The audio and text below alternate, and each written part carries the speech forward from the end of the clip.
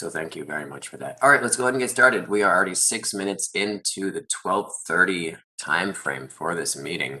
Good afternoon, everybody. Welcome to the, what month is it? February installment of the Transportation Accessibility Advisory Committee. My name is David Fenley. I am the chair, and I am pretty sure that we have quorum. I will do a roll call. I'll go down the list of folks that I see in the meeting, and if you are in the meeting and I didn't call your name, please by all means let me know that you are here, and I will mark you down as present. All right, I'll start off here. Sam. I'm here. Awesome. Claudia. Here. Diane. Yep. Patty. Here. Rachel. Here. Daryl. Here. Carrie. Here. And Heidi. Here.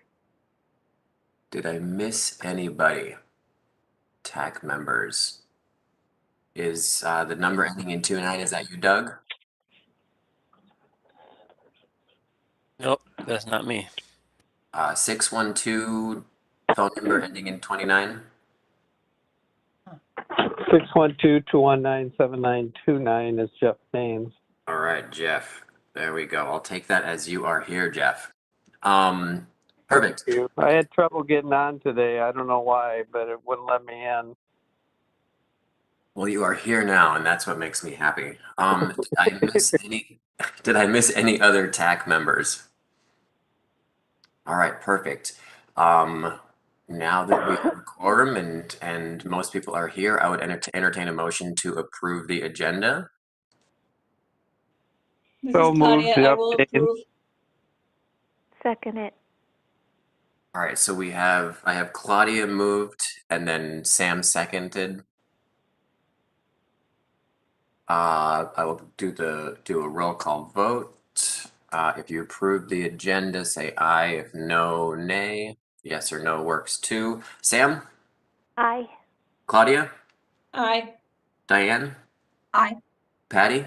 Aye. Myself, aye. Rachel? Aye.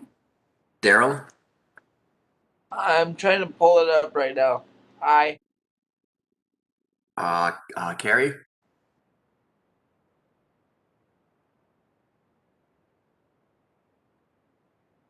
I'll come back to Carrie. Heidi, you can always give me a thumbs up too, if you want. Aye. All right, I see Carrie's aye. I hear Heidi's aye. Jeff? Aye. Perfect. Passes unanimously. Thank you all very much for that. I'm sure everybody pored over the minutes from January. I would entertain a motion to approve January's minutes. Now's your chance, Diane, I so moved. Jeff. Diane, thank you for the motion. Is there a second? Second from Carrie Sheldon. Carrie seconds. Thank you, Carrie. I will do roll call if you approve the minutes. Aye if you do not know. Sam? Yes. Claudia? Yes. Diane? Yes. Patty? Aye. Rachel? Yes. Daryl?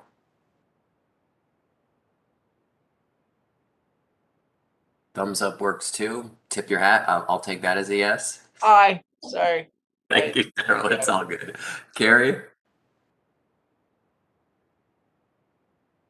Perfect. Heidi? Aye. And Jeff? Aye. Fantastic. I don't see any other TAC members that have joined, but I will give them a chance to if anybody else joined and wants to let me know. All right, perfect. All right, let's dive right into the agenda. First on the agenda is the priority seating update. I'm going to say a couple things about this before I introduce Ange. So we have been working very closely with Metro Transit staff. There's been a subcommittee or subgroup that has been working on our priority seating campaign. It has been going relatively well. There was a little bit of a snafu a few months ago where a video that was produced by this group was released in an inaccessible format. That was a mistake. The ball was dropped. We have remedied that and been assured that that will never happen again. We also have put in place or are working to put in place formalizing the relationship between any subgroup that is formed by TAC and Metro Transit. So something like this will never happen again. It really can be chalked up to essentially miscommunication. And that I have been assured will never happen again. I will do my part on behalf of TAC to ensure that we are fully engaged with Metro Transit staff. We also have had the assurance that any materials produced in collaboration with TAC or a TAC subgroup will have final approval by that subgroup before anything is released. So that issue has been put to rest.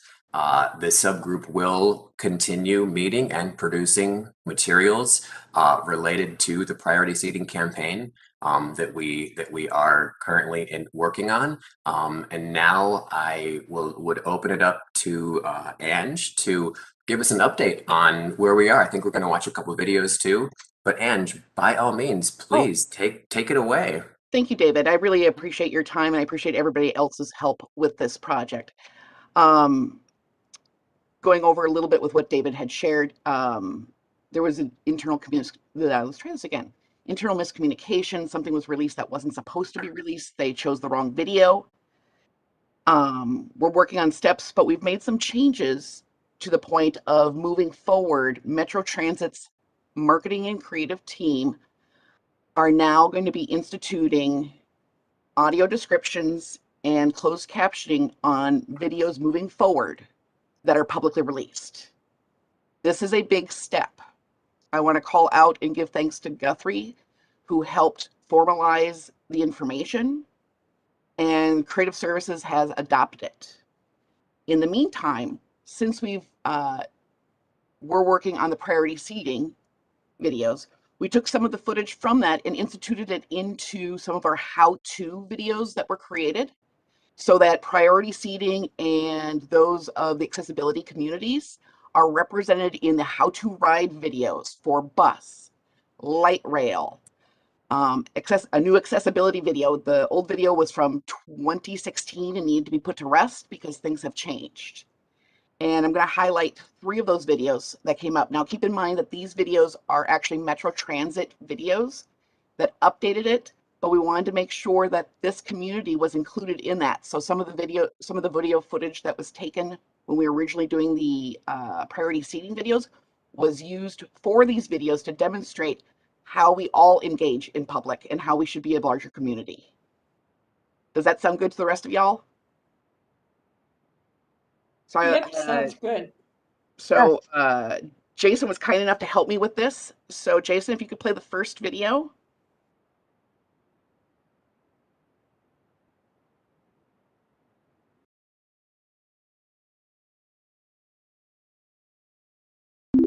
Text, are you new to riding Metro Transit? It's easy, we'll show you how. The Metro Transit logo. How to use accessibility features. Metro Transit is dedicated to providing accessible bus and train service for all community members, including those with disabilities. At the front of the bus, the driver lowers a ramp. A waiting passenger rolls his wheelchair onto the ramp. All Metro Transit buses and trains are ADA compliant. Regular route buses have lifts or ramps to accommodate customers with mobility devices. A woman in a wheelchair, a man with a walker. Metrobus Rapid Transit and light rail stations offer step-free boarding to accommodate customers with mobility devices. For your safety, always remain behind the yellow line at metro stations and well past the curb at bus stops. Customers with disabilities should board the bus first and exit last. As a passenger rolls her wheelchair onto the bus, the driver walks to the priority seating area and raises a seat. Pay your fare as you pass the fare box or go-to card reader. The bus driver may help mobility customers get settled in. The driver secures a strap to the passenger's wheelchair. Drivers assist mobility customers when necessary, especially to make sure a person in a mobility device is secured properly. Otherwise, mobility customers who can access priority seating on their own do so. Priority seating areas are at the front of buses and near the doors on light rail trains and are designated for those with disabilities and the elderly. Metro Transit allows service animals and those in training on all transit vehicles. Service animals are not required to be identified with paperwork or apparel. Service animals must be under control at all times and cannot ride on seats. Pets are allowed only in carriers. Text metrotransit.org/accessibility. If you have questions about accessible service, help is just a call away. Speak to a friendly transit expert at 612-373-3333. Before we move Text, to the next are you new to one, I riding want Metro pause Transit? something. Can you Text, pause that? are you new to riding Metro Transit? It's easy. We'll show you how. So hold on one second, Andrew. So we're picking up We're getting some feedback. some noise from folks. If you could mute your mics, that'd be fantastic. Now, with that, on top of that, something that was taken care of before, or taken care of after that video, is in the next few weeks on light rail, you're going to be seeing in priority seating areas, the well-known icon for the person in a wheelchair will be on all the priority seating seats on all light rail in the next coming weeks. It's gone into the printer. It's temporarily installed on some train seats, as we were doing a product test to see which one would stay the longest, because we don't want people vandalizing them or things like that, because it's public transit. So I want to make sure that y'all are aware of that change up and coming.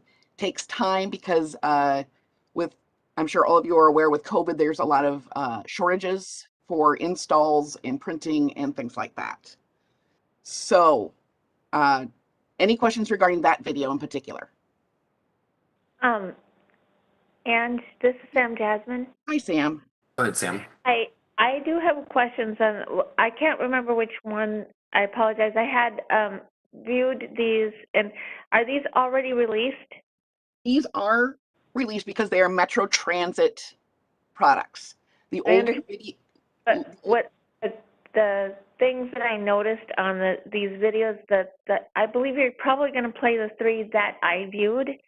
okay, But I'm not for sure. But the things that I noticed, I'll just tell you now then, were that the people with disabilities were not all audio described equally. So for instance, sometimes they'll audio describe like a wheelchair or a walker coming up a ramp, but in that video, the same thing will be like somebody will walk in with their service animal, and that won't be audio described. okay. I really appreciate you bringing that to my attention. We used a third party to film, edit, and do the audio descriptions for this, so I can bring this to their attention. Yes, and the third thing that I wanted to bring to your attention was, and this is really important, I think, is that in one of the videos, it actually shows somebody moving for somebody with a service animal, but it doesn't audio describe it. And I think that's the whole point of the video, that Okay. somebody is moving. Thank you very much. That's very helpful information. Okay, thank you. Yep, and I wrote it down so I can present it back to the Thank the you. people. And if I find my notes, I'll tell you which video I saw it in, but I apologize. I know what it was, this one, and I think I know which one the other one is. Okay, and you might, just an afterthought too, sometimes the volume of the audio description and the volume of the, quote, commercial itself was not at the same level, so sometimes you had something significantly quieter. So you Okay. might just have them, I don't know who's engineering these, but you might have them check that. As a radio engineer, I'm kind of particular about that kind of thing, so That just letting you know. piece of advice is very useful, so thank you. Unlike the priority video, which was done internally, these were done externally. The old videos for these how-to were produced in 2012, so it was a real strong time to do the updates, and we decided to fold in priority seating information in each of these videos, because they might not see the accessibility, but they will see the how to ride bus or how to ride metro. So along let's go ahead and go to the next one. Thank you, Sam.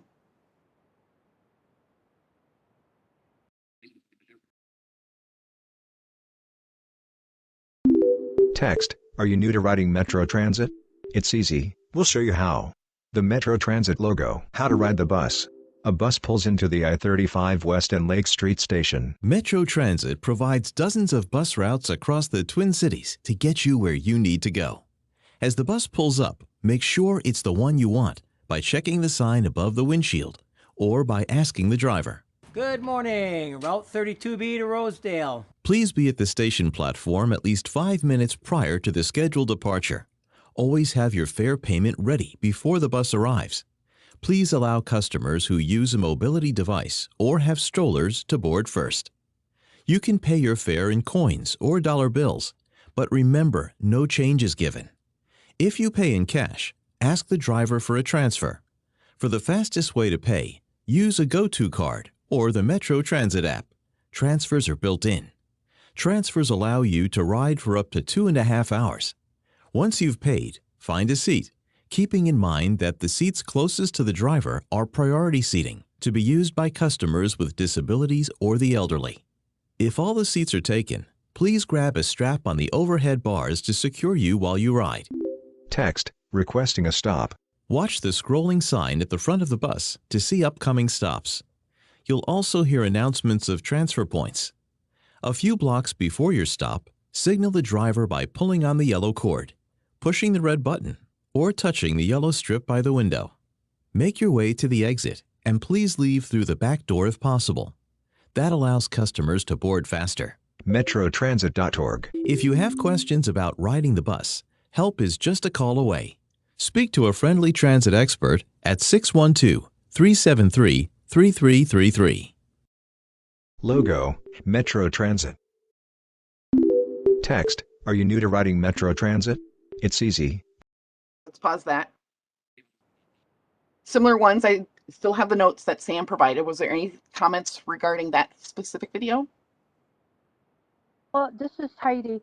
I'm on one of your committees, one of your groups, and this is exactly what I talked about. If I close my eyes, is there a way I can follow the video and be able to do this, Because we were trying different ways to figure out, and so you kind of hit it, but Sam is right. Certain things need to be cleaned up, and just making sure, you have the right things and they kind of match up, so we can follow. Because some things were a little ahead, and, it was saying it before I saw what it was, and so it's not clicking 100%.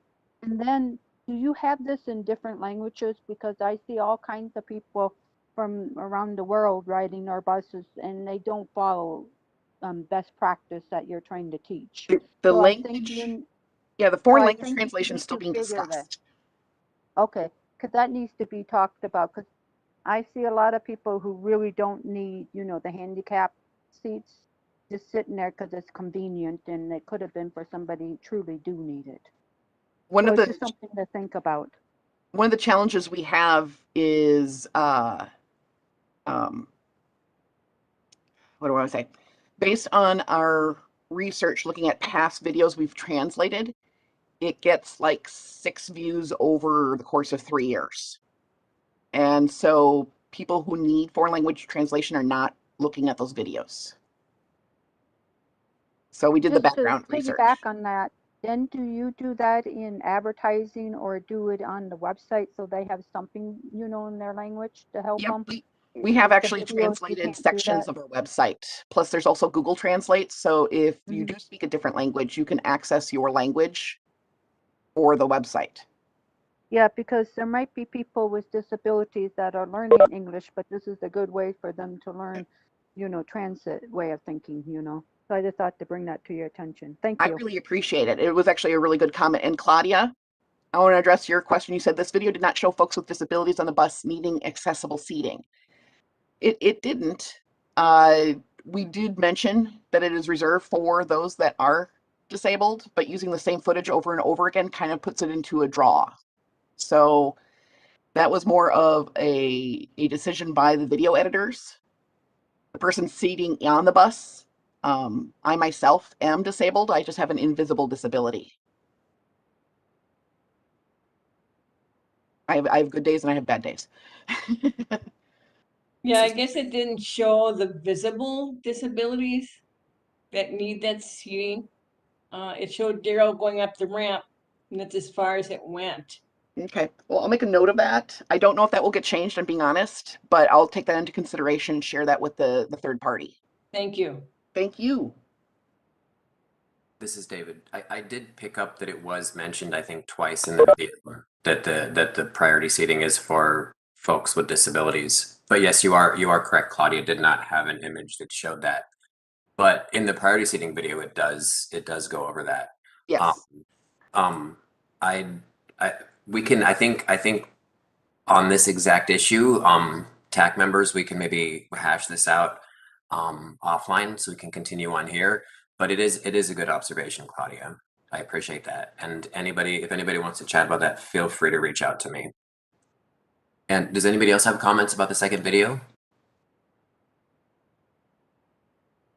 I did like how the audio description was a little more seamless in this one, in that the person narrating the video was essentially describing everything that was happening while it was happening. So there wasn't that pause to audio describe. I think both work, but I do appreciate that the person who was doing the narration was essentially describing what was happening at the same time. And I think that was a scripting issue because we actually did an audition for someone who was doing the voiceover speaking, and wanted to make sure that they had a very easy to understand voice without any inflection or anything like that, so that it was easy to understand.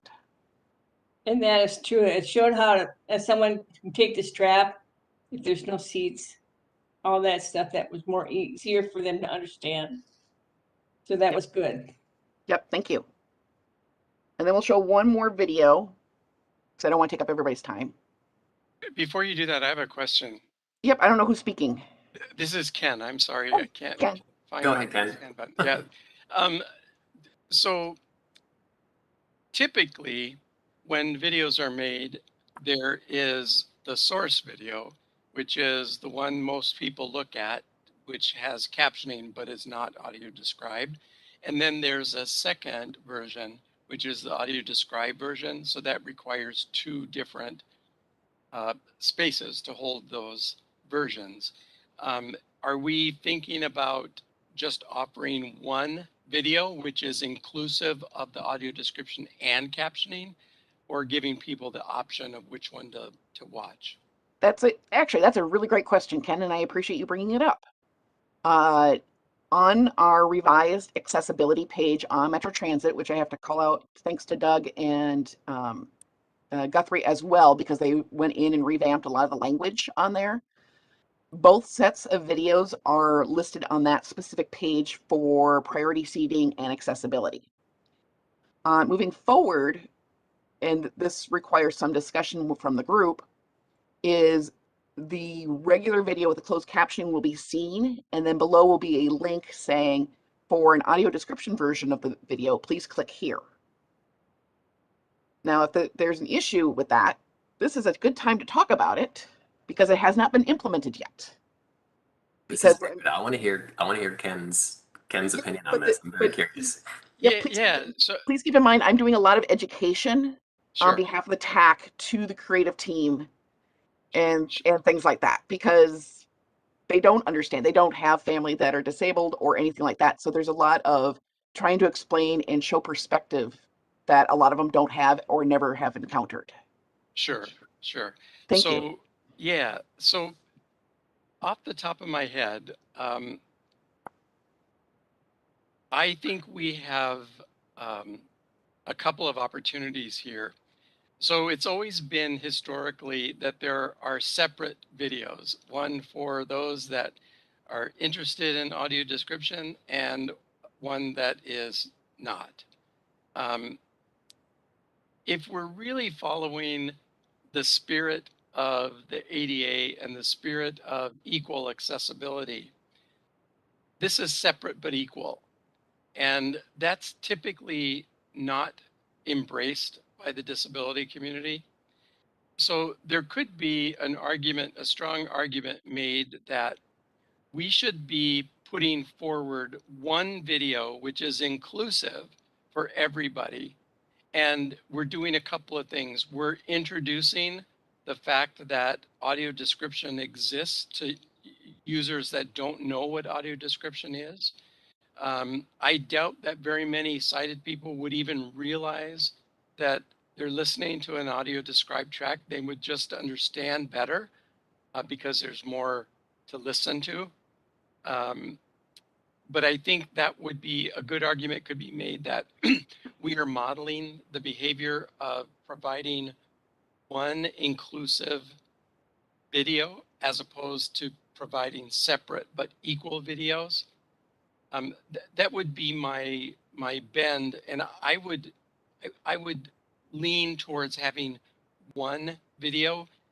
That's probably it's less space to take up. It's less production value to utilize, and might be a little bit of a cost savings. But I think for us also to model the behavior that we would hope to see in other videos would be another really good thing for us to model. This is Sam Jasmine. Thank you, Ken. Go ahead, Sam, and then I'm going to say something real quickly, and then I'll go to Andy. I see, Andy, your hand is up. Go ahead, Sam. Sure. Okay, so I would strongly agree with Ken, and actually the one video would really, to me, that's really the only choice that should be made, in my opinion. For one thing that I feel like most of the time, the response I get when people of the general public hear an audio described video is, oh, hey, I get more out of it now. Or as Ken says, they don't even realize, they just know they're getting more information.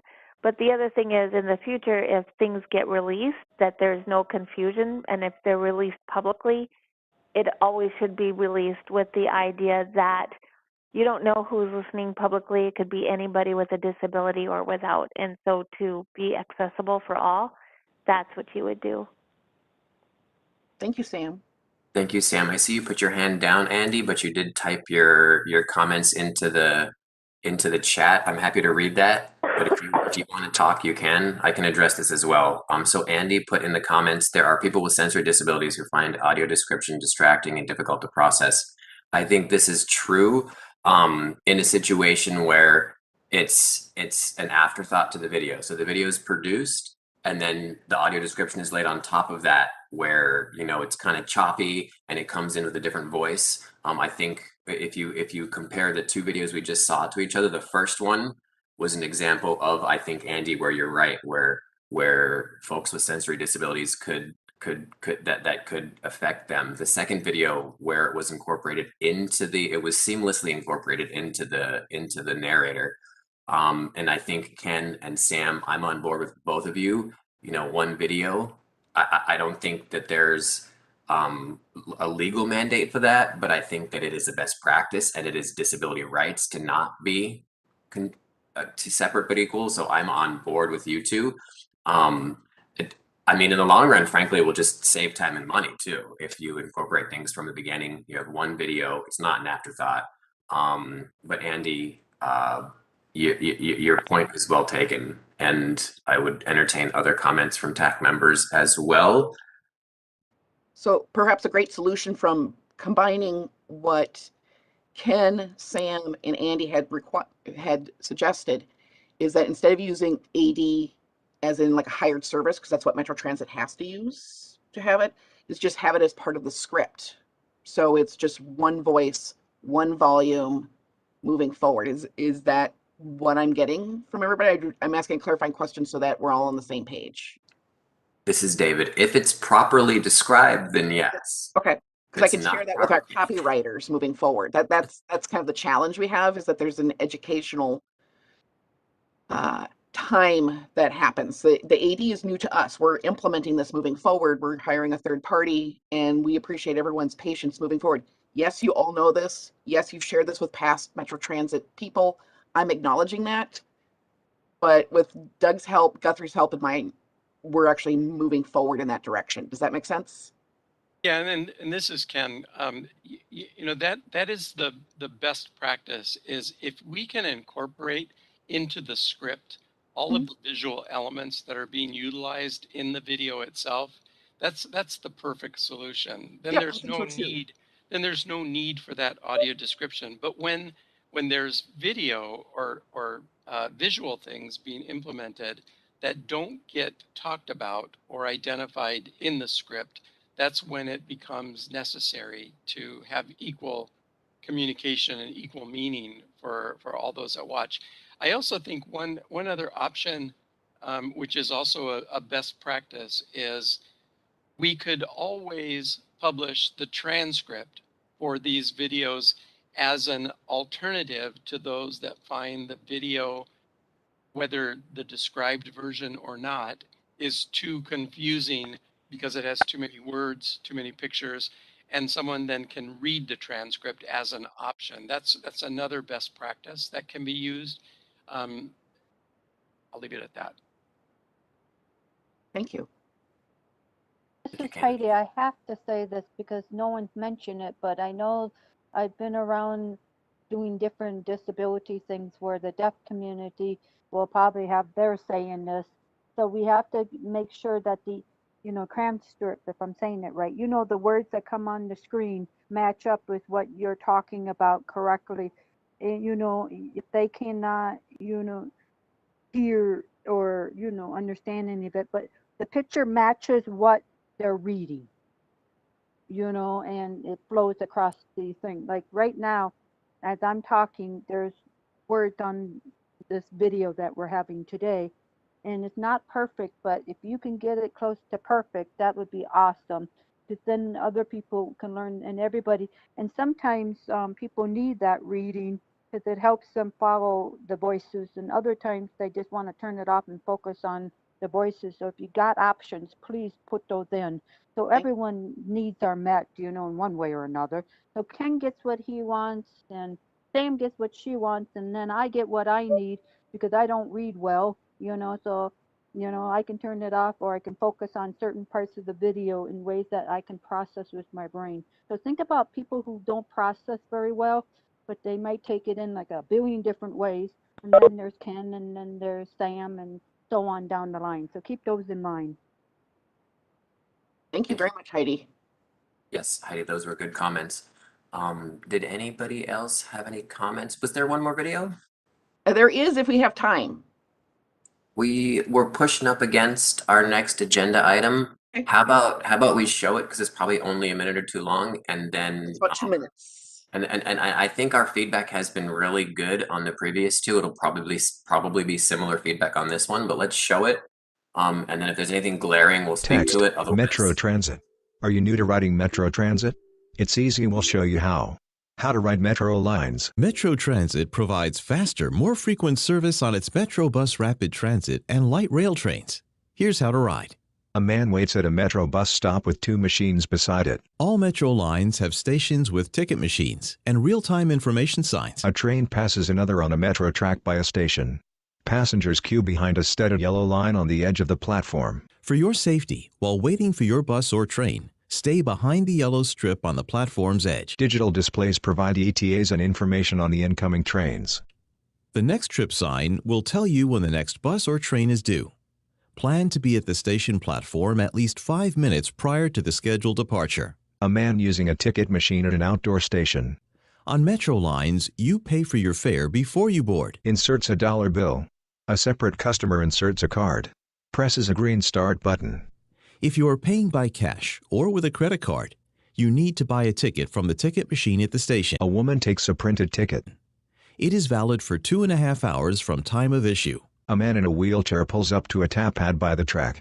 He taps a plastic card to the pad, then continues on.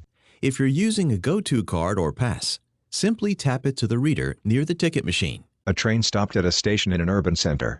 A digital display above the front window on a train reads, Green Line, Minneapolis. Displays on the side doors show the same. In downtown Minneapolis, confirm whether you're boarding a blue or green line train. They both operate on the same tracks.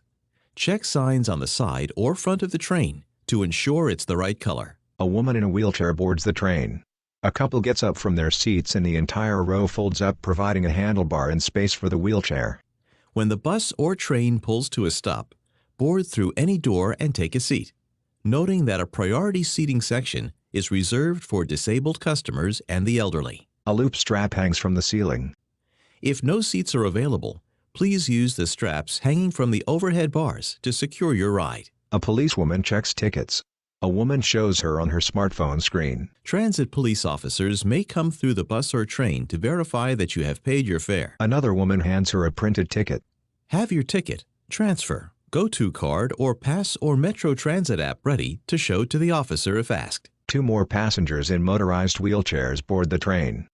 If you qualify for a reduced fare, also have your corresponding ID available to show to the officer. Each Metro bus or train has signs that display the next station. Audio announcements are played as well. Light rail lines serve all stations. A long bus pulls out of a station. The Metro buses stop at stations only on demand. A man on board near the back touches a strip of yellow between 2 windows that reads, "Press to signal." The bus rides by snow-covered trees. To signal the bus driver to stop, simply touch the yellow bar near the windows, a few blocks before your station. Passengers disembark at the back in heavy jackets. On Metro buses, please leave through the back door if possible. Other passengers board at the front. This allows customers to board in the front, speeding up the boarding process. Text metrotransit.org/metro 612-373-3333. Metro Transit. If you have questions about riding a Metro line, help is just a call away. Thank you, Eng. I want to limit comments. If there's anything glaring that folks want to chime in on, I will say though, what I observed is actually a combination of the things that we were talking about before, where you had the audio description and then you had the narrator say the exact same thing right after the audio description. So it was a little redundant. It is, and it's. I think the separation of using a third party. Third party is great. Yeah. Audio just. From my research, audio description is common within this community, but outside the community who doesn't use it, it's very foreign to them, and it's hard for them to understand or grasp. That it's like having a foreign language translated, that some people actually need this so that they understand the concepts that are being shown. And we're just trying to improve how that process goes.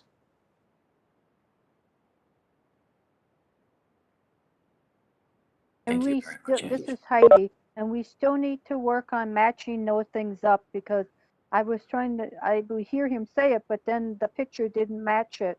So if you're trying to teach somebody for the first time, it's kind of like you're losing them a little, because it's after the fact, and I'm already at the bus stop when you're teaching me to go to the bus stop, you know? It's kind of like it was off a little. So just keep that in mind.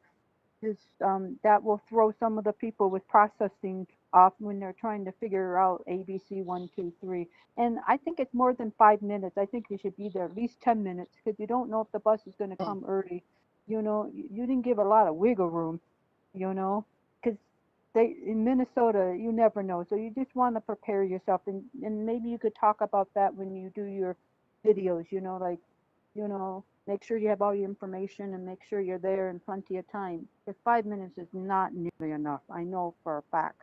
Well, what I'm going to be doing is, you guys have been so helpful. I wrote probably 2 pages worth of notes from the comments you guys gave me.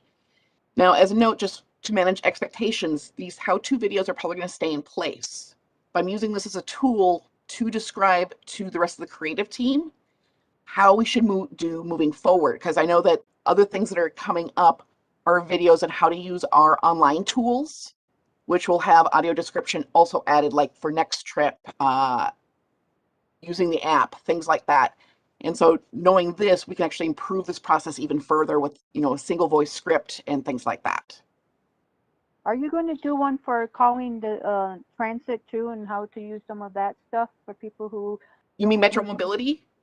Well, no, transit, you know, when I have to call the transit, I say, you know, I'm going from this spot to this spot, you know, what time do I need, you know, so they can get kind of like what numbers to push and how it works, you know, and, you know, because not everyone knows all this stuff, you know, that you offer And a nice little video would be nice to, like you can call in and, and kind of show it, Heidi, or somehow tell us. This is something to Heidi, think about. can I jump in here, Heidi, real quick? So we're a little short on time. I think that is a perfect comment for the subcommittee to bring in its ongoing work with the marketing department. Daryl, I saw your hand up, and then can you? This will be the last comment on this, and then we'll move on. Yes. Can everybody hear me? Yes. And to you personally, I want to give you a personal thank you and a great kudos to your team.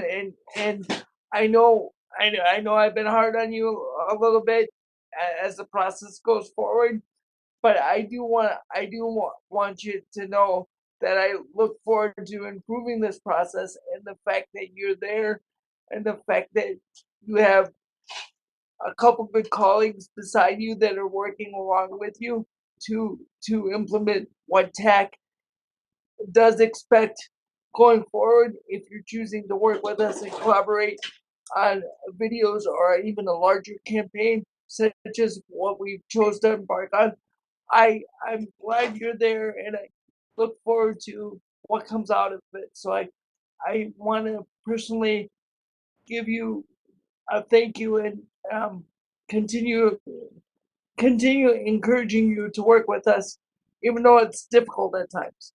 Thank you so much. Thank you. Thank you very much. This is David. I'll just reiterate what Daryl said and also offer our expertise to Ange and your team.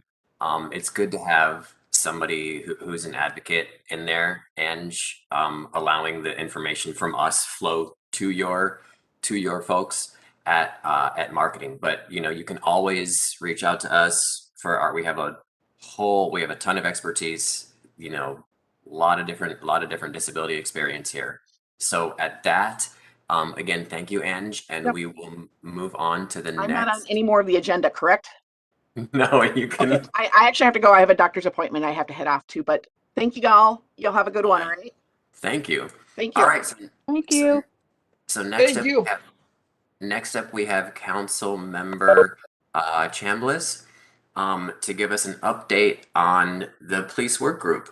We heard I think it was about 3 months ago, December. We had an introduction to it, and now we have the council member themselves here to give us an update on it. So the floor is yours. Well, thank you. I really appreciated hearing the priority seating videos and understanding some of the concerns. Before the pandemic, I was an avid light rail and bus rider, and have used and really support using the bus system and having it be available to everyone. So thank you for allowing me to be a part of this meeting. And I would like to just share with you a little bit about what our Metro Transit Police Work Group has been up to. I understand that the meeting that you had back in November, our staff presented to you the police work group activities, and then heard back that there was an interest in being involved and listed as an advisory committee and stakeholder as a part of the process. The Metro Transit Police Review Work Group was charged with looking into our policing policies, practices, and relationships. And that work would inform our ongoing efforts to improve transit security and customer experiences on our region's transit system. Topics that you all raised were regarding facilities and training of employees, which includes police officers, community service officers, and bus rail operations to work with people living with different abilities and multiple abilities in a better way.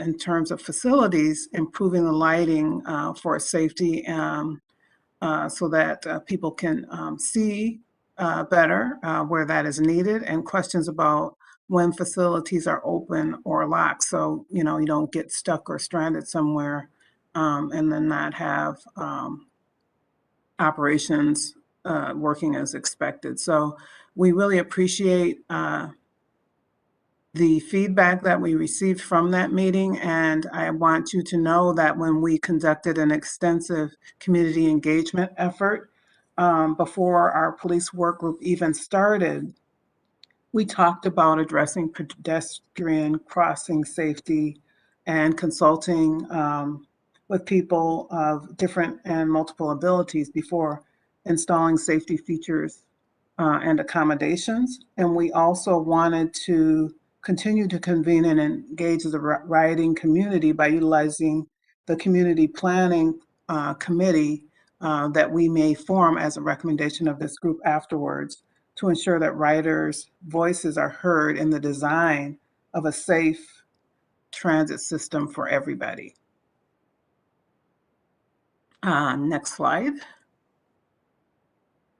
So our plan is to report back to the Metropolitan Council by the end of this month. And we have 2 more meetings left, February 11th and February 25th, to convene, where we will be developing high-level goals and also coming up with some recommendations for Metro Transit and Metro Transit Police. We also were going to do another update that is scheduled for February 16th. We have met with many stakeholder groups and have agreed that we want to have our engagement during this process and even after this process include the stakeholders that use our buses and trains and facilities, and also make sure that we're servicing our staff so that they can provide the kind of customer service that is necessary. So we'll be working with Metro Transit and Metro Transit Police Department to develop to have them develop an action plan to advance our recommended goals. And we would like for them to report back to the council and also our stakeholders by the date that will be determined. Next slide. So on December 17th, we opened up our process to public comments, and we heard some themes that from those comments.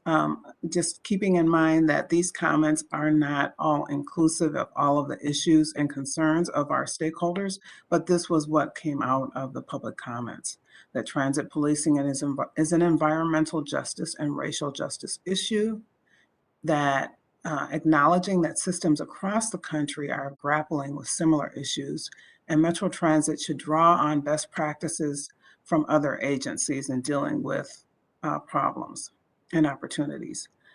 That route reliability and frequency are key to perceptions of safety, and that we need to, and that Metro Transit has needed to reduce service due to operator shortages as a result of the pandemic and some of the other issues that are happening in our communities now. Experiences with poor behavior and conditions on vehicles and platforms have been too common, and there have been too few officers visibly present to ensure a feeling of safety. There were concerns about officer training by staff. I know there's extensive training that is done by staff, but because of the pandemic and the shortages, there are fewer in-person training, and that may be impacting the quality and frequency of training, or more so the frequency of training. There are concerns about officer retention, the stress that's due to the pandemic, and wanting to investigate why and what the issues are regarding retention and why officers are leaving for other departments. They wanted better working conditions for both operators and police officers and community service officers, including better and improved communication between operators and police, and to ensure that there's reliability and responsiveness. There are concerns about the treatment of riders, and that includes youth, and how the use of force is performed by Metro Transit Police Department.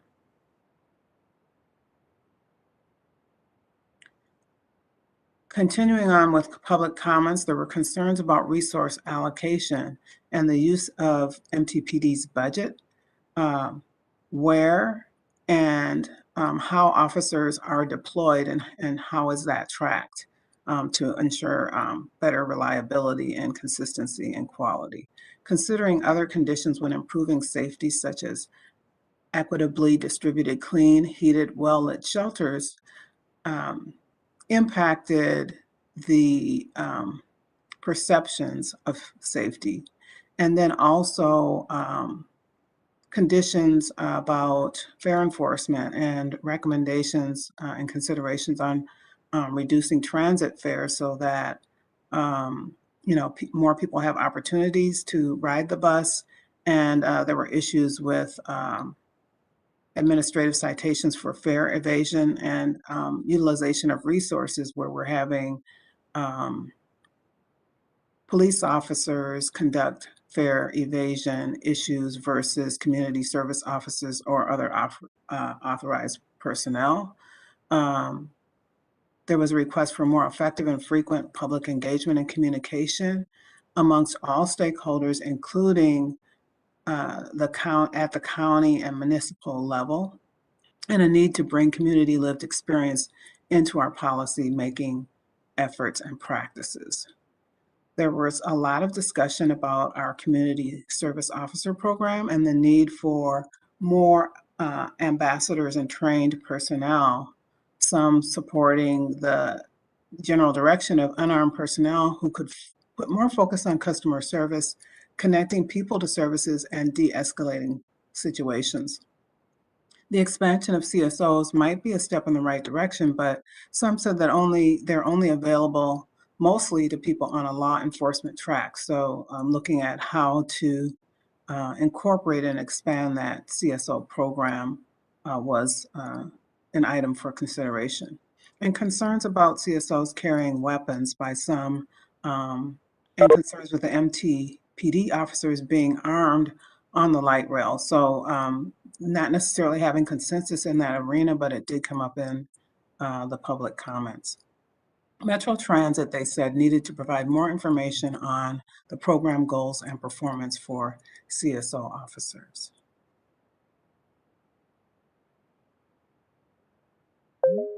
Do you all are there any comments from what I have said so far in terms of what feedback we have received and what the TAC group raised as topics that we should be considering? Thank you, Councilmember. This is David. I want to jump in real quickly. I see Daryl. I see your hand. I think that folks are going to have some feedback here, so I just want to make sure that you wait for acknowledgement from myself before you begin speaking, because I want to make sure that everybody has a chance to speak at least once who wants to speak before we move into second comments. And I also don't want more than one person speaking at a time. So please wait for acknowledgement from myself before speaking. Daryl, go ahead.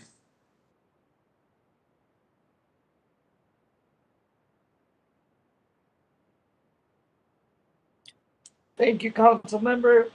Thank you, Chair. Again, this is Daryl Paulson. I've looked at your whole PowerPoint presentation, and it looks like we do have a couple of the meetings before your final report is given and presented. But in your final report, do you explicitly address some of the issues around mental health issues and around community service providers and how they connect to their county service providers? More importantly, how it connects to the public health department and things like that. And do you work in collaboration with those groups, and how often is a report generated to the council and to Metro Transit relating to maybe hot spot areas or maybe high elevated issues, or even if it becomes a seasonal issue or it become a seasonal issue. How often do those reports come to you, and how often do you guys actually dig into that and try to include additional training, ongoing training for those kind of things?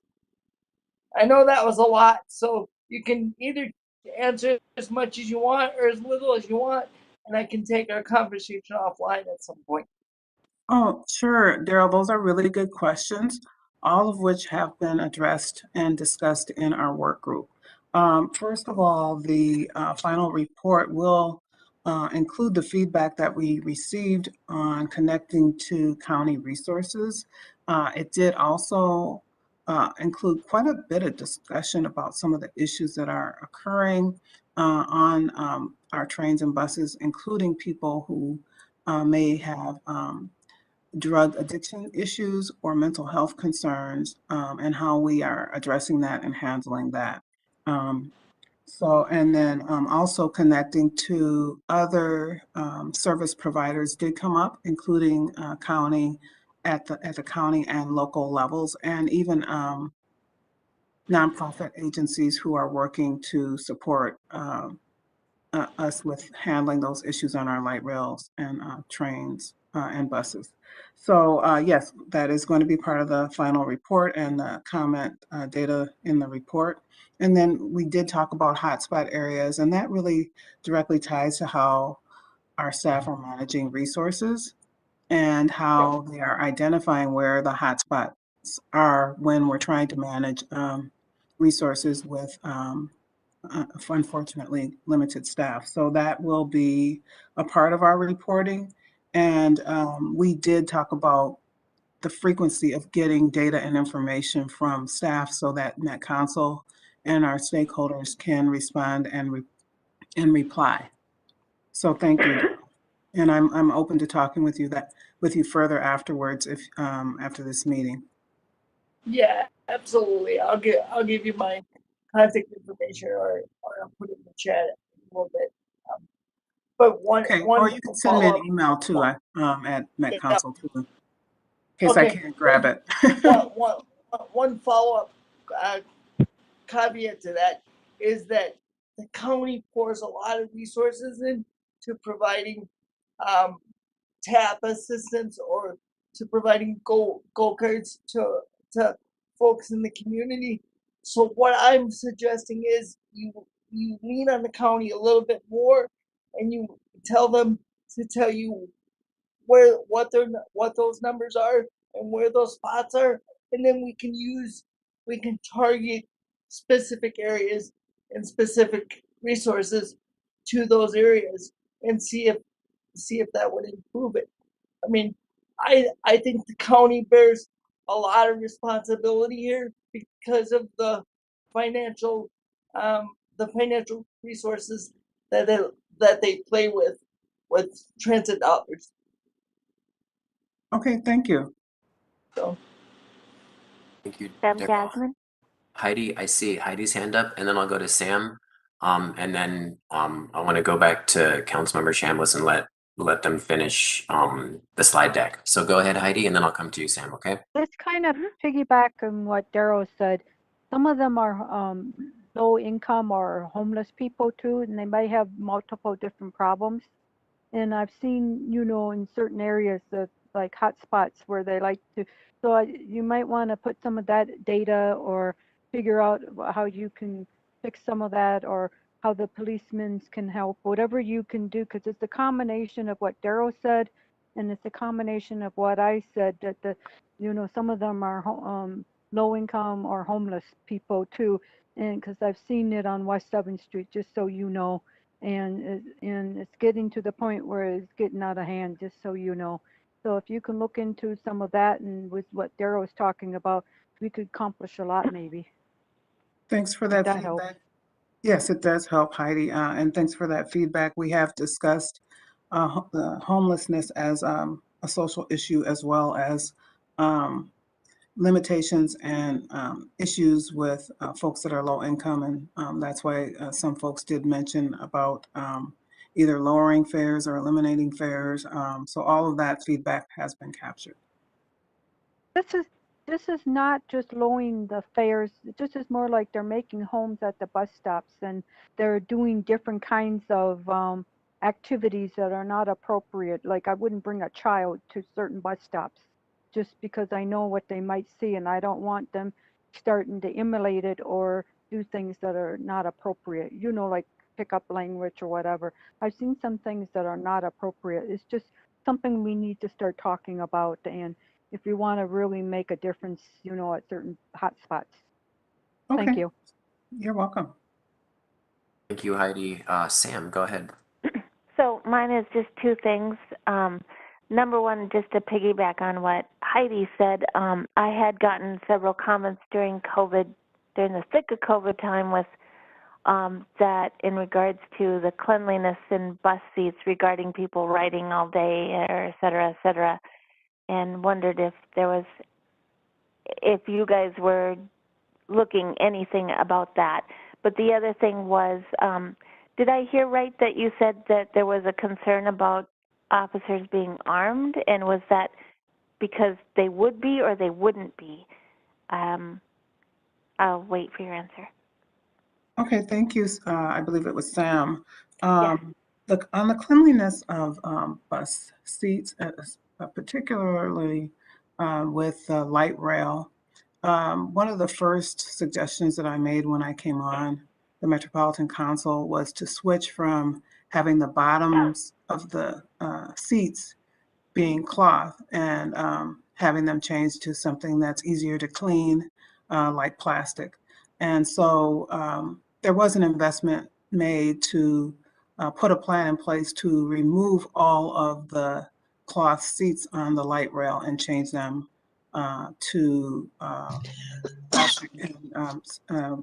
In the meantime, they changed the cleaning schedule as that was being rolled out. And there also was discussions with our work group since to talk about the importance of well-lit buses and clean buses to contribute to a feeling of safety. And then in terms of officers being armed, I think there is not necessarily consensus on that, but definitely recognizing that looking at how people perceive safety when there are armed professionals on the buses and when they aren't. So some folks feel safer to have armed officers, and others, depending upon what they're afraid of, do not feel safe when they see armed officers. Maybe they're thinking, that there's something serious that might happen if they start seeing guns. There's a lot of potential reasons why people would be either for or against that, but certainly we wanted to look at that as a group. So I just would comment that there obviously there will be concealed, maybe armed people that get on. So there is a concern about that too. So I mean, and those aren't officers; those are just people who are doing what they do. Yeah, good points. And one that we have discussed is that as our buses and trains and as people approach our facilities, we are coming in contact with our external environment and looking at what that, how that may impact safety is one of the things that our group has looked at. Thank you. Can I jump in, David? This is Jeff. Yeah, Jeff. So one last comment from Jeff, and then I want to let the council member finish the slides, and then we can have maybe a couple more after that. But we're a little bit over. So go ahead, Jeff.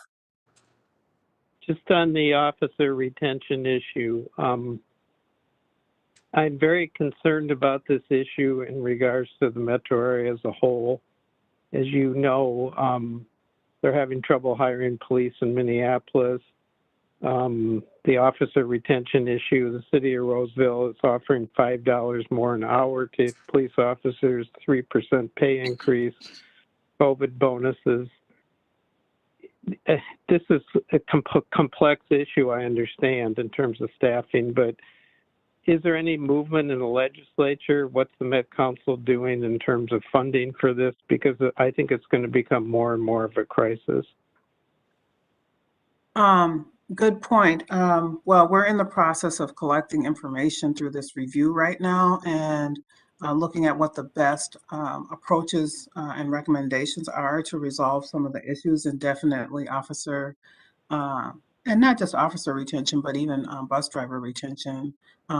Attracting them and retaining them is a concern with shortages across the region and even across the country. And a lot of the approaches have been to increase pay, have hiring bonuses and incentives, also to, like for bus drivers, allowing them to start full-time instead of part-time, which was done in the past.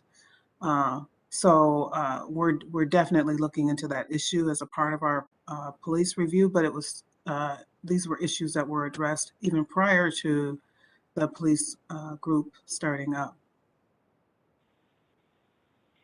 Well, thanks for your response. I'll be in touch because I just think this issue, there needs to be some intensive lobbying at the legislature about this particular issue. Because all the plans in the world that we're trying to make around safety are going to go nowhere if we don't have people that are willing to do these jobs and get paid well to do it. I would agree. I would agree. Thank you, and I welcome an engaged conversation with you on that. Sure. Thank you. Okay, so I can move on and talk about our guiding values as we work to come up with some recommendations to improve the quality and safety of our light rail and bus and facilities. And the key words that came up with the feedback of our different stakeholders was that there be dignity, fairness, just, anti-racist, quality, efficiency, having a positive impact, a systems level approach, working with all stakeholders that are impacted, and having a community sense of accountability, as well as addressing safety and security. As we're creating solutions, looking at our values and principles and coming up with criteria for setting goals and developing recommendations and strategies, including safety and security as a value on transit, dignity and fairness for all, working to rebuild confidence in the quality of our transit and making sure that that confidence is impacted across our stakeholders, and valuing the broad diversity of the community we serve, including those of different abilities, race, ethnicity, gender, and age in the conversation and in the solutions. And applying an anti-racist lens and practice to this work, often excluded, but community impact, very important. So having an equity lens is very important. Next, please.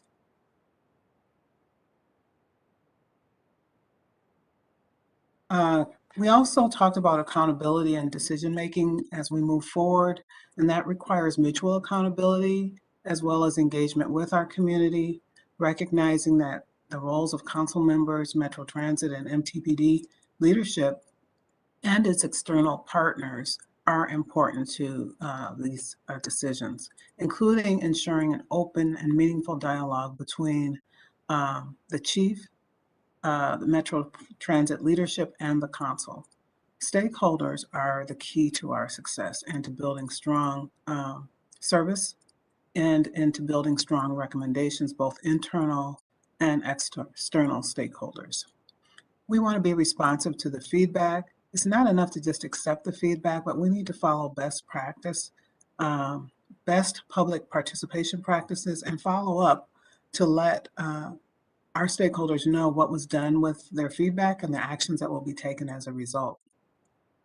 It's important to recognize, as was discussed in terms of issues that our community issues, that we need to have a systemic level approach, not Band-Aids that are not really going to get to the root causes of the issues, and it's going to require that systems level approach.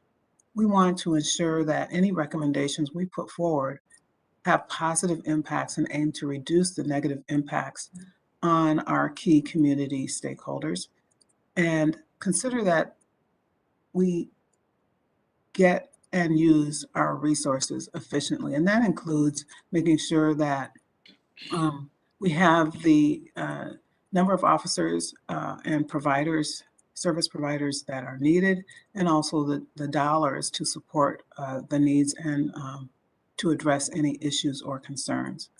We want to make sure that our recommendations are also realistic and doable, especially considering the complexity and the internal and external factors of our work and the conditions on our facilities, buses, and trains.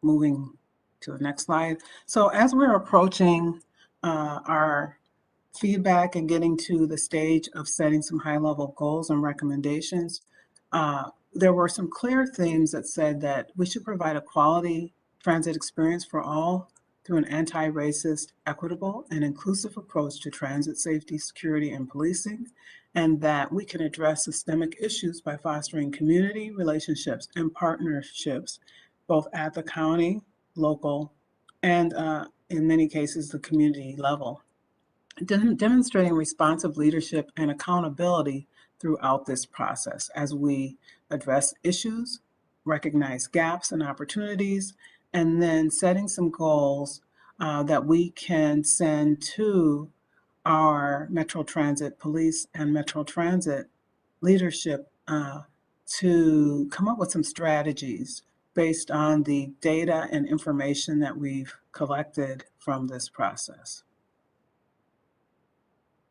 Next slide. So at this point, I want to stop and then ask if there are any comments or questions regarding what you've heard today. This is David Fenley. I see your hand, Ken. Go ahead. Sure, thank you. And Councilmember, I really want to key in on the very first point you made in terms of this second half of your presentation. I wholeheartedly agree and strongly urge the focus on all of these points that you made. And I didn't hear in either the first part of the presentation or second part anything being brought up about education. I ride the light rail frequently prior to COVID. That's how I commuted to work every day, back and forth, ride the bus. And I've seen, even though I'm blind, I've seen a lot of odd behaviors on the train, a lot of inappropriate behaviors. And I sometimes wonder if we shouldn't be approaching this like we're approaching the priority seating campaign with an aim towards education and clarifying expectations of behavior when people ride in community, like on the train or bus. So I oftentimes see that there is tension when individuals get on this shared experience and approach it as if it's an individualized experience. And public transportation is not individualized, it's a shared experience. So if we embarked on a campaign, whether it be a print campaign, a video campaign, a poster campaign, or any other campaign that could describe the expectations we expect for people to behave when they ride in a shared experience, if that might help in some way clarify expectations for people that may not be aware. I'm not certain that people who malalign the general rules that one should follow when they're in a group setting are always completely understood. Might just be part of people's experience. And to be educated in a respectful and dignified way, I think might be another approach we could use. And I haven't heard anything to that effect. So I'd like to move that forward as an idea. Well, thank you, Ken. I think that is a great idea. This idea about having videos or posters or educational information is a way to put front and center what the expectations are. Whether people are aware of it or not. And it could also contribute to a feeling of safety when they hear that that is a value. It has come up in our discussions, and it's good to hear this coming up again. Yeah, and I also remember early on when the Green Line started, there were often audio announcements made that identified respect as an expectation for all riders. And you know, even though when those announcements would come on, and they would come on fairly frequently and regularly, you know, people often, I understand, kind of looked at each other and some rolled their eyes. But I think it's important that we identify what the expectation is and not just assume everyone knows. I think we all can use reminders from time to time, and those types of things can be really helpful and provide a much dignified way of trying to change people's behaviors. Yeah, I like that word, dignity, too. Thank you, Ken. I'm going to go to Carrie, and then Daryl will close us out on the comments for this agenda item. Go ahead, Carrie.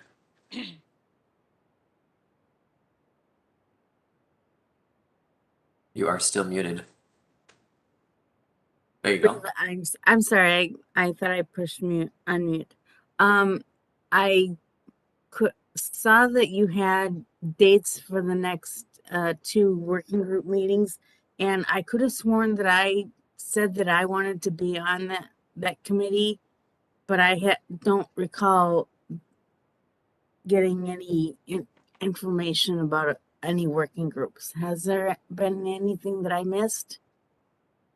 We do have an agenda if you go to our website for all of the upcoming meetings for both our committee of the whole updates that we have once a month, as well as the police work group meetings. And there is a way for you to get on as an attendee of those meetings. I can jump in here too, council member. This is David Fenley. So there might have been some miscommunication. I think the committee membership has been solidified for a number of months now. But I think observing, attending and observing is definitely, a good thing. And if you want to do that, we can get you the information to do that. But as far as I know, Councilmember Chambliss, you can correct me, but is the committee membership is locked in and has been for a number of months. Is that correct? Yes, it has been, but we will definitely be taking the feedback in to make sure that we are being inclusive with the stakeholder groups that are on, and also that this process of engagement will continue. So we may be looking at who should be included in the community planning committees or stakeholder groups going forward. So there will be an opportunity for us to take this forward in terms of how we engage. Thank you, Councilmember. And Daryl, finish us off. Yeah, Councilmember, thank you for your worthwhile PowerPoint and the fact that this is a very worthwhile topic. I do want to echo the point. I do think this is an opportunity for education on both sides as to what is the expectation of our riders when they ride a public transit system. And I know the bus did a fantastic job of this a couple years ago when they put placement cards inside the bus and they said, these are the things that you're prohibited from doing. These are the things that you can do. And I know it's silly because those cards were often pushed to the front of the bus They were often the first card when you looked at the advertisements.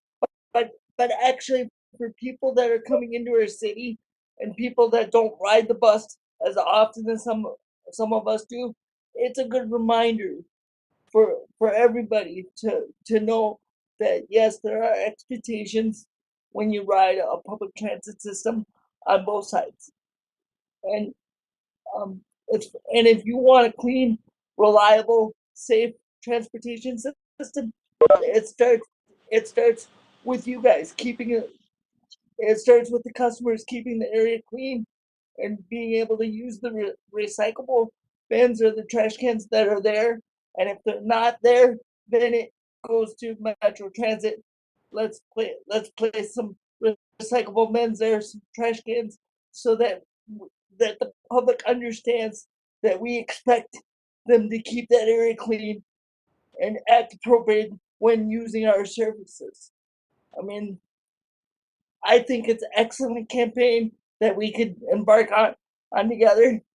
But I also thought the priority seating was an excellent campaign that we can embark on together too. So I do think this is a fantastic opportunity for David to engage some of our committee members in the work that is very necessary, and I look forward to what comes out of it. Thank you for coming and presenting to us. Oh, you're welcome, Daryl. Thank you. These are great comments, and I do remember some of those campaigns, and it was refreshing to see, just like the same size as the ads, just little gentle reminders about, you know, what kinds of behaviors are expected. You know, keeping the music down, don't smoke. You know, whether or not you should eat on the bus. Those are just common courtesy things that it's just refreshing to see that. And having that place throughout the bus, not just in the front. Thank you Yes. all for your feedback and your comments. Feel free to reach out to me via email if you have additional feedback. I know that we have Leslie Canderas coming on next, and she's also working very closely with me on the public safety group. So you can reach out to either one of us. Thank you very much, Councilmember. It's been a great time having you here.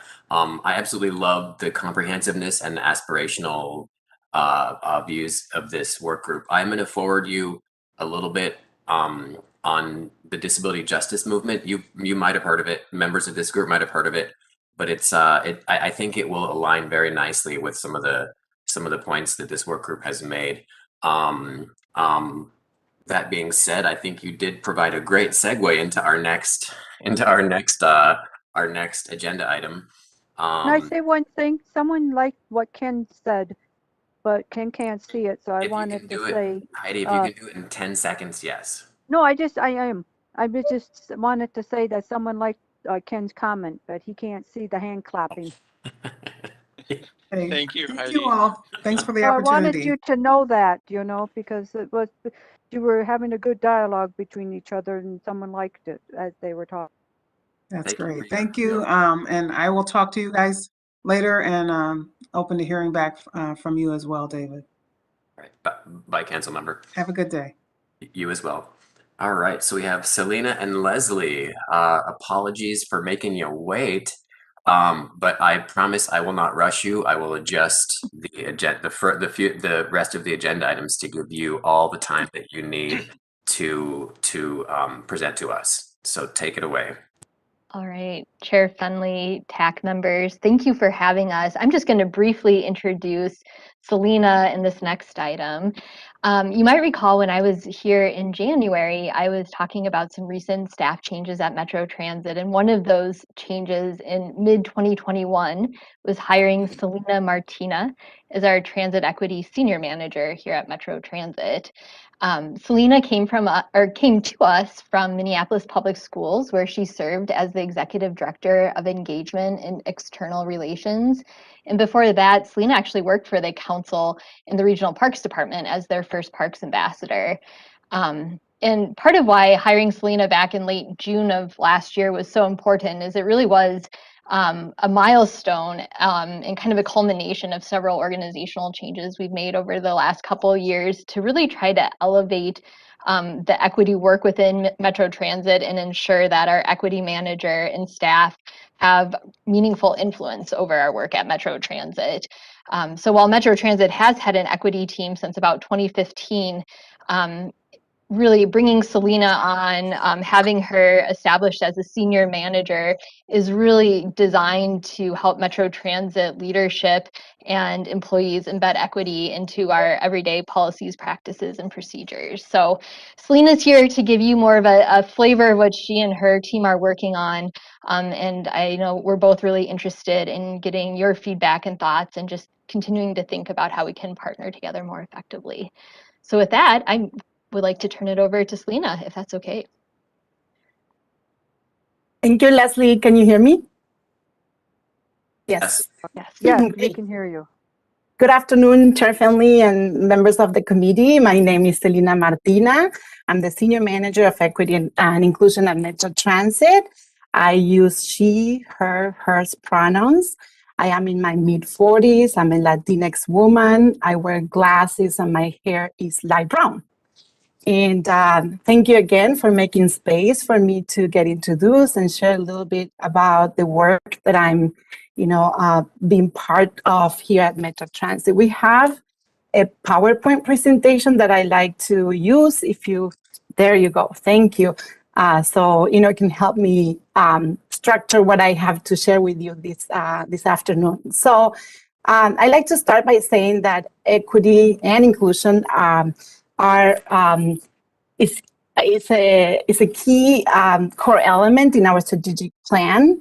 And as a core element is a principle that is embedded in the goals of our strategic plan. There are 5 goals and there are 4 core elements. Core element 1 is equity. What equity is in the strategic plan, it aims to advance equity within Metro Transit and in the region.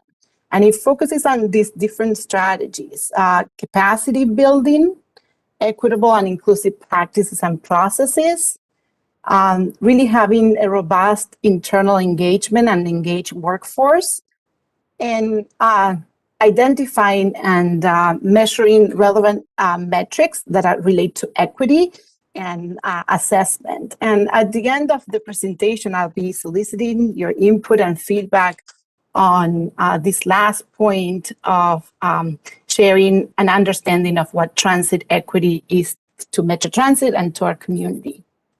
Next, please. So I'm going to just, go a little bit in detail on those strategies and give you some updates on the work that is currently happening or work that is scheduled to happen during this year for our strategic plan. Part of the staff training and capacity building, I don't work alone, like Leslie said. I joined the team of staff that have been working really, really hard on equity and inclusion strategies here at Metro Transit. And we are really blessed to have a wide representation of Metro Transit staff in an equity and inclusion team that we call. So we are about 20 members, including the 3 of us who are in the unit. And the team really represents various departments, various backgrounds, experiences, and experiences lived that contribute to the work of advancing equity. So that is still ongoing. We meet every Wednesday, and we have different priorities and actions, part of the strategic plan or other responses to the needs of our staff or employees of equity and inclusion work. We also support Metro Transit with trainings around range discussions. We do the intercultural development inventory. So we make sure that departments have that available if they want to expand their knowledge about intercultural relations or race discussions. We are embarking this year. We have done Heritage Months and celebrations for quite some time. You can see, sometimes we have new logos, as we also happy African American Heritage Month, Black History Month. And we are really making that more robust and more intentional by aligning our Heritage Months with the history of transit. What does it mean, to celebrate Black History Month and the history of transit?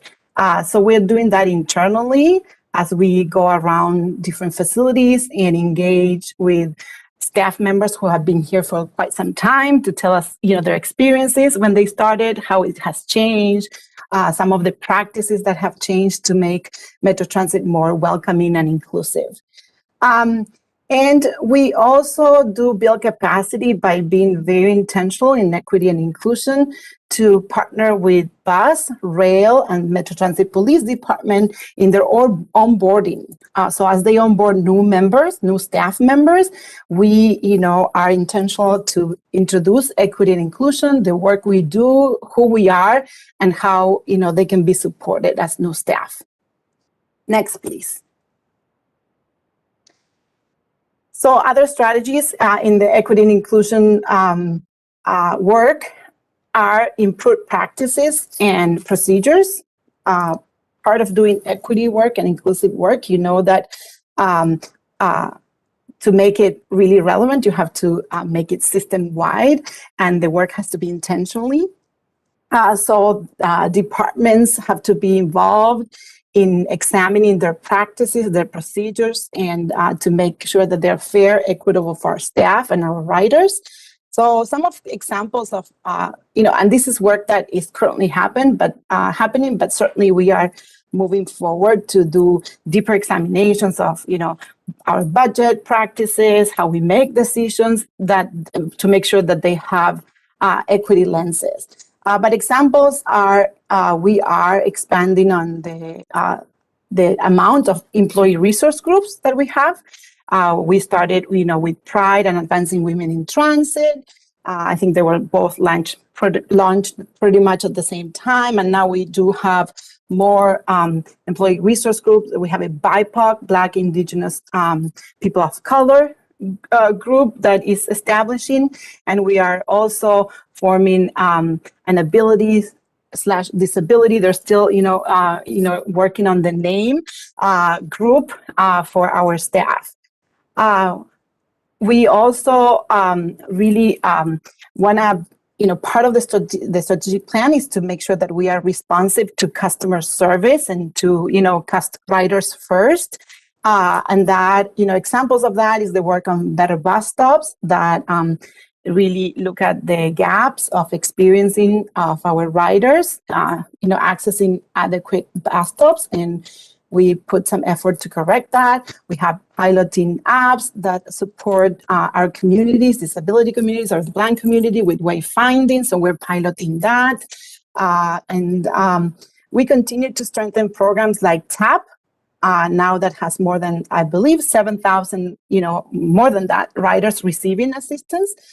And you heard earlier, and trying to make not only our internal communication, but external communications more inclusive with translations, captions, etc. So we are working on that. We're not, we know we have a lot to improve, and we thank CAP for the partnership and you providing feedback on videos and materials that should be accessible and ready for riders to consume. Next, please. Part of another part of our equity and inclusion work is to impact our hiring and retention, ensuring that our hiring and retention practices are inclusive, are equitable, so we can foster a culture of belonging. We are partnering with different departments to improve how we recruit, how we attract diverse candidates, and have a pool that of talents that reflect our community. We also want to make sure that our internal staff have opportunities for advancement and build a career here at Metro Transit. So we partner with Instruction Center to host an HR to host open position information sessions. So for example, if we have a position around street operations or a manager position, and we have someone currently in that position, we ask them to host now a virtual meeting, or hopefully soon an in-person meeting where you can really meet someone who is doing the job, learning about what is expected, how to apply. So our internal candidates have a way to advance their career with Metro Transit and get into those open positions. And next, please. Yes. And again, accountability and being transparent is a huge part of equity and inclusion work. So equity metrics and assessment is part of what I have kind of been charged to do first, is to look at our different decision making and services and programs, and ensure that we have adequate evaluation that represents equity metrics. So every year for the last year, we had a service equity evaluation that we made it public, and we are in the process of evaluating and looking at last year and releasing that service equity evaluation again the first quarter of this year. So later, perhaps in April, we'll have that evaluation available. We also will be looking into programs like TAP and ensuring that we are hitting our outcomes and goals, and we expand that program as we hear that the need is greater.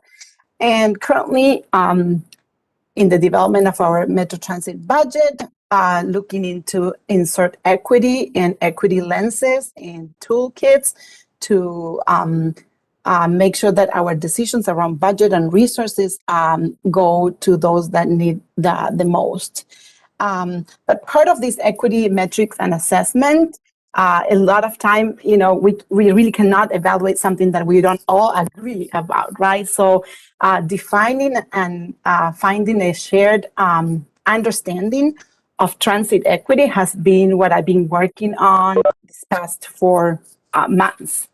And that's why I'm here to solicit, some feedback and your input about what transit equity means to you. So next, please. I'll tell you a little bit about what, and Chair Fenley, if I need to be stopped, I know that I have too many slides, so let me know before I go into the transit equity if there are any questions. So you got about, I'd say 10 to 12 minutes left, and you can use your judgment to determine if you need to skip slides or Sure. less about some stuff, by all means. And we can also take comments offline as well, and we can also invite you back to another time. Yes, I would love to. Thank you. Yes. So I'll go brief on the timeline and the process, but really, so you can go to the next slide just to give you a visual idea on what we have been doing. So in October, a group of members of the Equity and Inclusion team, those 20 members that I shared about, but not all the 20, but just a subgroup of that, engaged in a lot of, in what I called a literature review. So we looked at scholar articles, we reviewed peer agencies, we looked into best practices, and also drawing from staff experiences to draft what we think transit equity, may mean to us. And once we had a draft, and again, it's a draft, it's not adopted yet, we began to do engagement and feedback. So during the month of November, December, we're primarily internal engagement. We went to different facilities. We created a form for people to give us their comments. We presented to hundreds of people. So I made myself available to present to many, many departments here at Metro Transit with this same presentation, and solicit input and solicit feedback about what, transit equity is to us. So once we have a shared definition, we can move into a better assessment of equity actions and so forth. So we are hoping to adopt a definition. And again, that's not a final definition or statement. We know that this is an iterative process because what we knew about equity and inclusion 10 years ago is not the same as what we know today. So we know that it needs to be reviewed, needs to be checked on an annual at least basis. And then, dedicate the rest of the year to engage, inform, and promote what we mean about transit equity and how, it's a shared understanding as we develop the tools to evaluate equity. So I want to share just next, please, just high level input and feedback we collected from primarily staff. And this is what, staff told us that the transit equity statement should include a statement that really calls out who are mostly impacted by inequities, which are groups like BIPOC people, people with disabilities, women, and older adults, as well as LGBT. It's not included in this presentation, but that's the feedback we received. We also heard that the statement should acknowledge inequities, recognize work well done, and remaining gaps that need to be closed, and a strong commitment and responsibility to equity work moving forward. So, with that, I'd like you to take some time, and I don't know if you want me to read it or someone else can read it for me, and take some time to read this transit equity draft. Please do read it aloud. I'm happy to read it aloud as well. Can you read it, Chair Finley? You're probably a better reader than I am. Yeah. I'll gladly read it. And so just before we get into wordsmithing, I don't think we have the time or this is not the format to wordsmith this. I think maybe let's have folks hear it, digest it, and then we can provide feedback offline or invite Selena back to do an engagement where we give you more than 25 minutes, because you definitely need more than 25 minutes with us or something like this. All right, so the transit equity draft. Metro Transit acknowledges that providing safe, affordable, and reliable transportation increases opportunity. Transit services and programs should be built to equitably benefit all, especially underserved communities, including BIPOC, low wealth, women, people with disabilities, LGBTQ, and older adults. Transit equity requires identifying and addressing injustices and building actionable pathways to create a fair and more just future.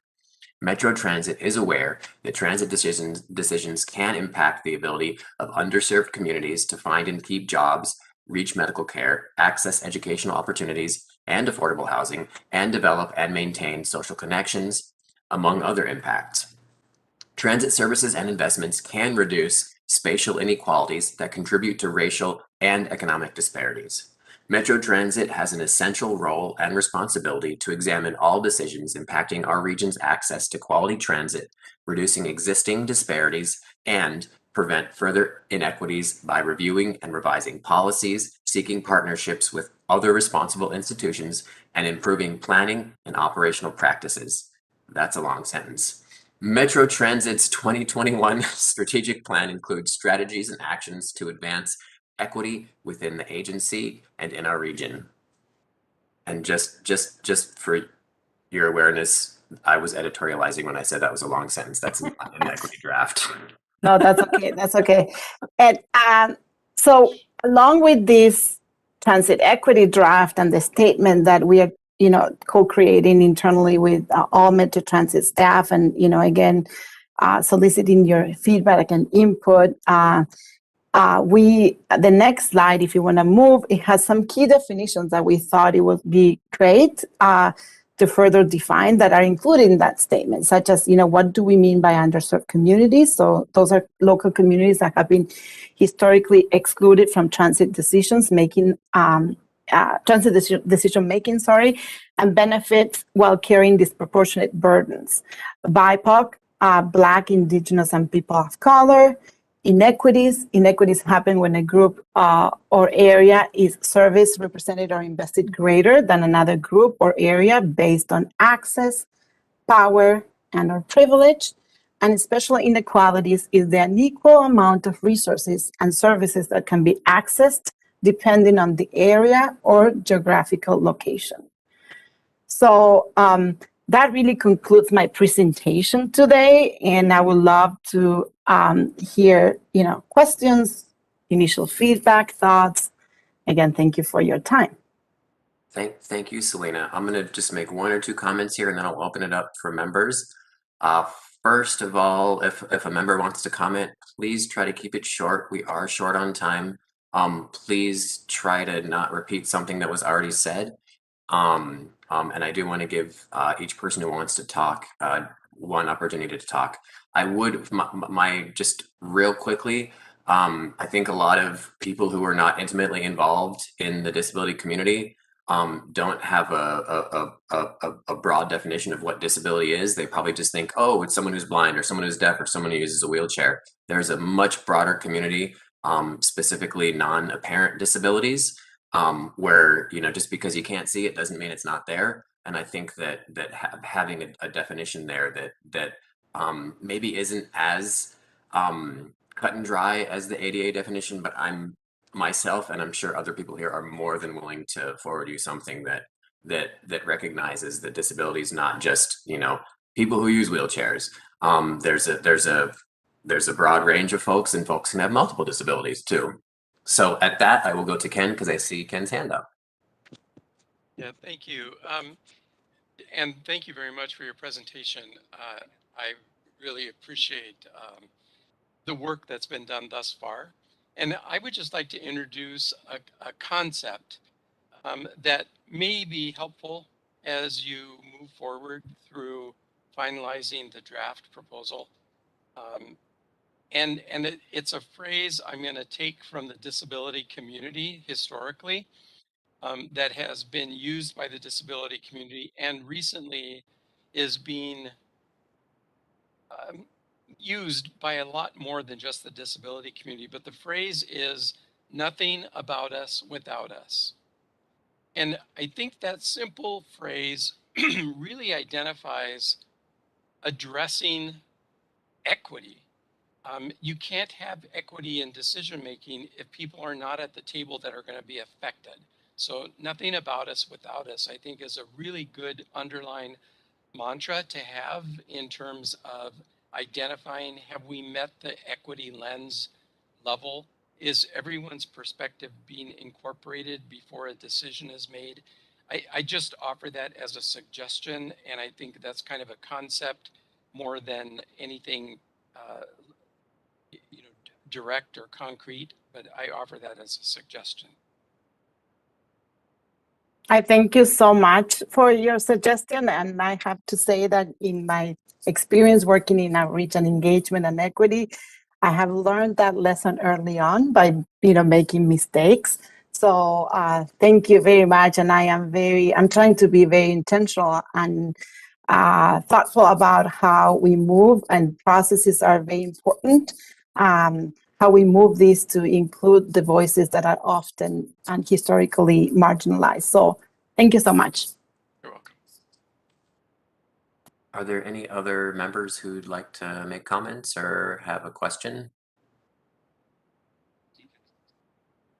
I have something from Andy in the chat. Socioeconomic class seems to be a glaring omission in the list of groups most likely to be impacted by inequitable processes. Or by inequitable practices. Yes. That is definitely becoming a rather apparent divide in our society.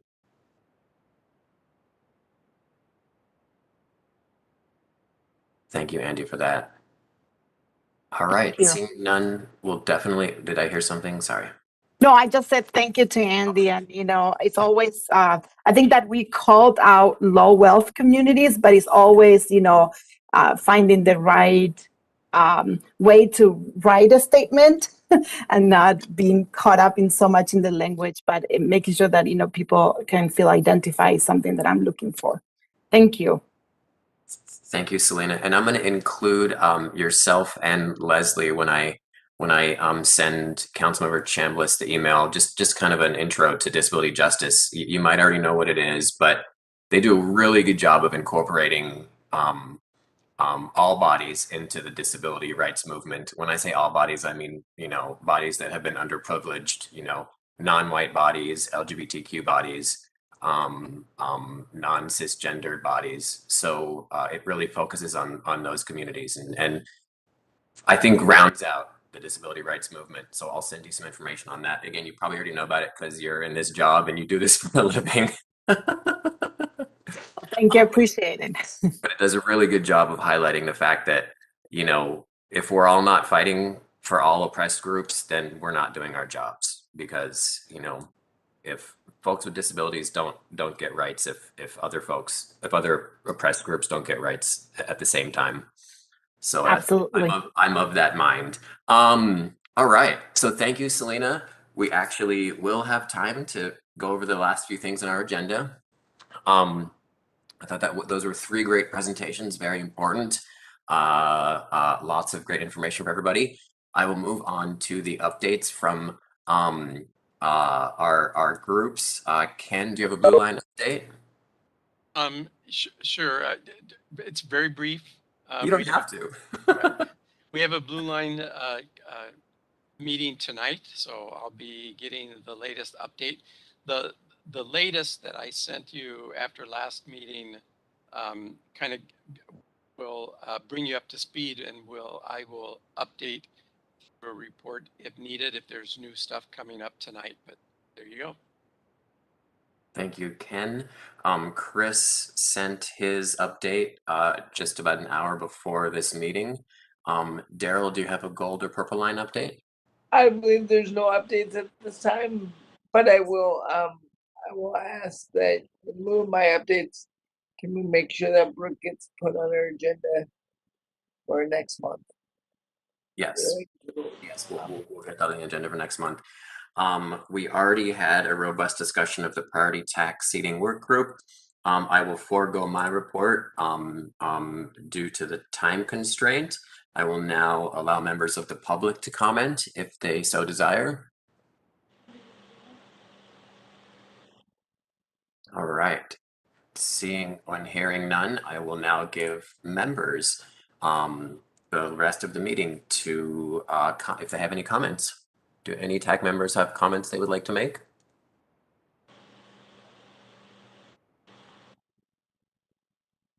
Man, y'all are being way too nice to me. I was sure we were going to go over this month. Yeah, I thought we were too. So I'm going to make a comment and say thank you to everybody for having those robust discussions today. I really think that this meeting was productive and it was certainly informative on all sides. So I look forward to what comes out of the next several work groups and subgroups that we have. And I just think we're doing a terrific job, at least for so far in 2022. So thank you. So, Chair, this is Ken. Yes. Can I just make a request that at the next meeting, we have an update on some Metro Mobility statistics? It's been a while since we've had some, and I would just be interested in just getting a brief update of what's going on, numbers, ridership, that kind of thing, drivers. It'd be my pleasure. Any other member comment? All right, we are at 2:29. Thank you all very much for a robust discussion. These were all very important topics. I appreciate all of the expertise and experience that you all bring to this work. And I look forward to seeing you all next month. I'm sure that we will have some communication in between now and then, since we're doing a lot of work outside of this, which is exactly what I want. But on that note, the meeting is adjourned. Have a wonderful Wednesday, everybody.